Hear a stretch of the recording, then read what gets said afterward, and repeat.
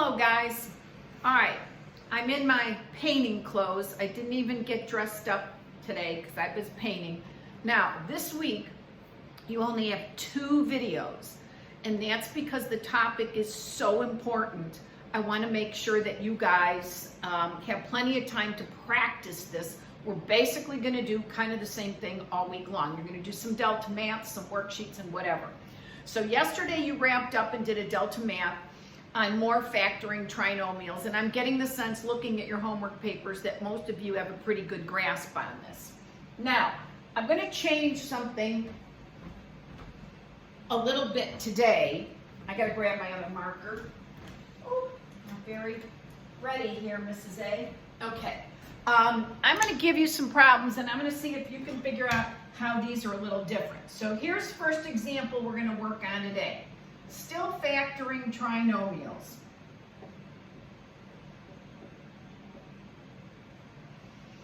Okay, so if you're awake and you're watching this, I'm going to move it down just a little bit. 2x squared plus 5x plus 3. All right, so your job is to reverse FOIL this into 2 binomials. Now, if you're awake and if you're on the ball here, you should realize that what's different in this problem, and this is what you're going to work on for the rest of the week, is that this first number, the coefficient of the x squared term, is not 1 anymore. It's a 2. And this is really going to make these a little bit more complicated. These aren't too bad. Now, if you remember, we get the squared term from multiplying the firsts together. This term with the x comes from combining the outers and the inners, and this one comes from the last. So you guys seem to be doing fairly well with these, so I'm pretty happy about that. Now, here's the deal. When I go to do this now, I can no longer, if I just put an x here and an x there, because I don't want to get just x squared, I have to get a 2x squared. So I made these pretty easy.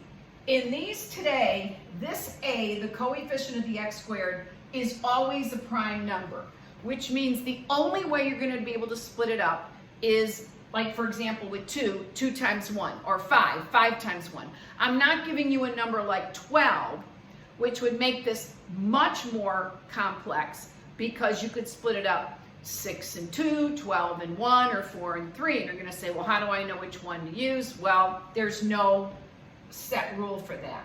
So instead of just putting x and x, I have to put a 2x and an x. And you're saying, well, that's not a big deal. Well, it is, because now when you go to find these numbers to put here, so 2x times x will give me my 2x squared. Now you know that whatever I put here and here has to multiply to give me 3. And you used to just look for a pair of factors that added up to the middle term. Well, the only factors of 3 are 3 and 1, and they don't add up to 5. But this is not prime, because you have to remember, when you go to do your outers and your inners, whatever number I put here now is going to get multiplied by 2. So if I try to get 3 by putting a 1 there and a 3 there, then when I multiplied my outers, I would get a 6x. My inners would give me a 1x. And since all these signs are positive, they're all going to have to be positive, that's going to add up to 7x. That's not what I want. Now, you can't say, oh, well, then it's prime, I'm just going to put prime down. No, because now it's going to make a difference if you switch the numbers. So now, if I put the 3 here and the 1 here, now when I multiply by my inners, I get 3x. When I multiply my outers, 2x times 1 is 2x, and that is going to give me the 5x that I want. So now, not just picking the right pair of factors, but putting them in the right position is going to be a little bit of a challenge. Okay, so let's do another example. So I hope it's a good idea if you guys are writing these down in your notebook. I wonder how many of you guys are really doing that. Yeah, right, Mrs. A. I am not. Okay, so next one, 7x squared plus 15x plus 2. So you got to factor this. So we're going to reverse FOIL. Now notice, again, most of the ones on today's worksheet are easy because this number's prime and that number's prime.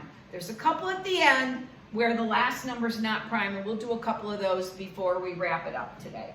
All right, now since 7 is prime, the only way I can split 7x squared is 7x and 1x.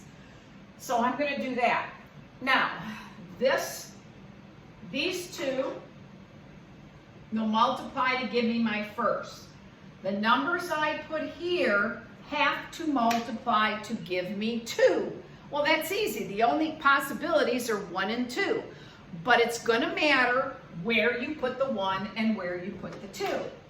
If I put the 2 here and the 1 here, my outers will give me 7x, my inners will give me 2x.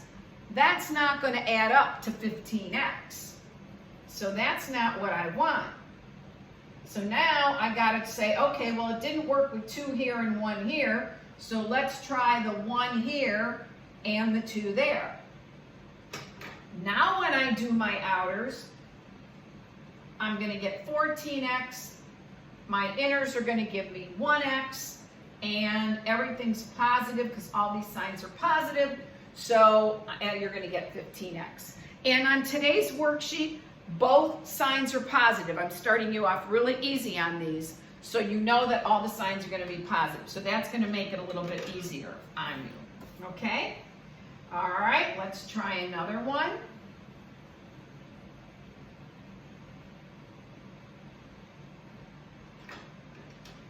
Okay, 5x squared plus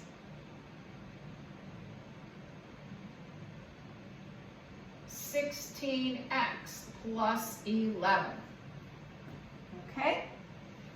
So again, the first number's prime, so that's not too hard. The only way to split 5x squared up is 5x and x.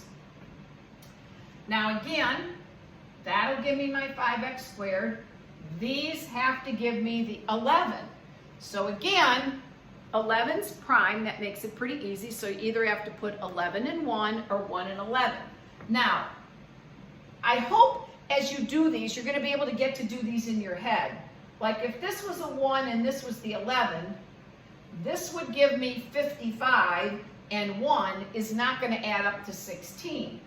But if I put the 11 here and the 1 here, then I'm going to get 11x here, 5x there, and that's going to give me my 16x. So do you see how now it becomes not just finding the factors, but making sure you put them in the right position. All right, so I'm going to do 1 or 2 little toughies with you that make it just a little bit more challenging.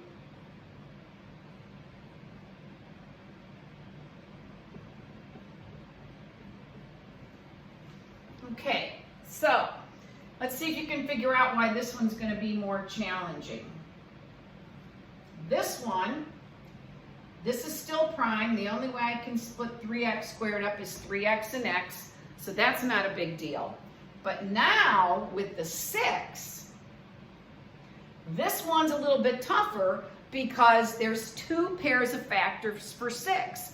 I can use 1 and 6, so I could put a 1 and a 6, or a 6 and a 1, or I could put a 3 and a 2, or a 2 and a 3.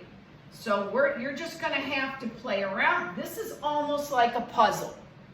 And there are some teachers, and if you look up at some websites, they have these gimmicks and these methods. I'm not a big fan of that.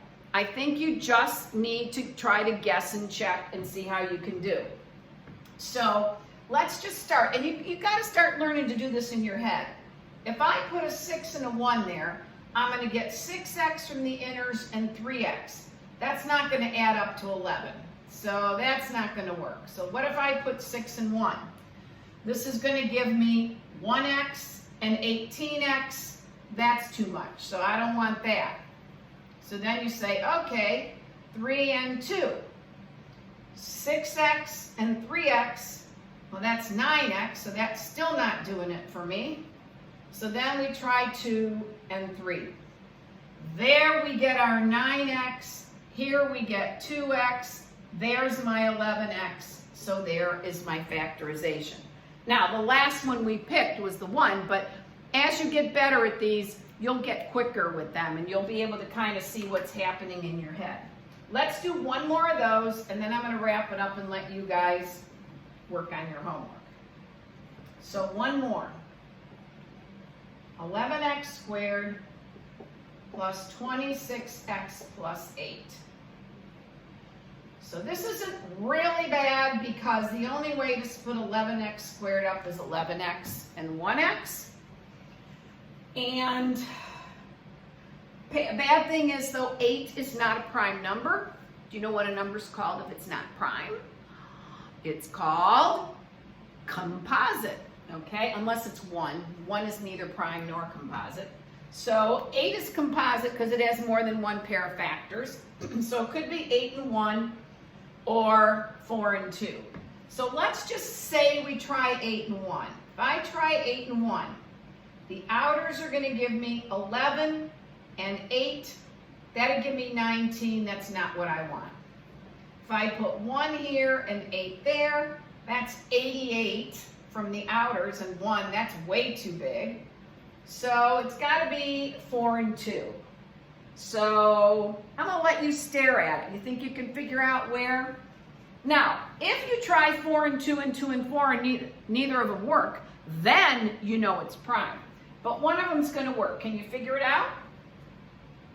Hopefully you figured out if you put the 2 there and the 4 there. 2 times 11 would be 22. 4 times 1 is 4. There's my 26. Okay? So I didn't give you a ton of problems to do. I think there's only 9 on today's worksheet. And tomorrow's a Delta Math. And then Thursday we're back to a video. And we're going to look at what to do if that last number is negative. Okay? See you Thursday.